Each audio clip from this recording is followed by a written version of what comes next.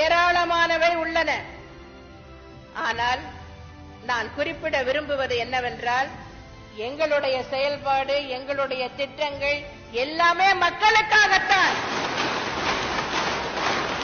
எங்களை பொறுத்தவரை எந்த சுயநலமும் இல்லை, பொதுநலம்தான், மக்கள் நலம்தான்.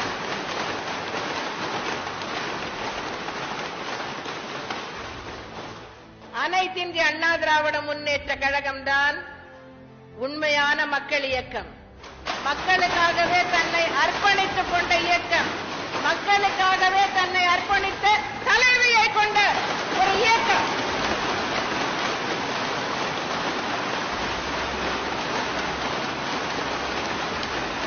இந்த இயக்கம் இருக்கின்ற வரை, நான் இருக்கின்ற வரை, இந்த இயக்கம் மென்மேலும் மென்மேலும் தமிழர்கள் வாழ்வு வளம் பெற செயல்படும்.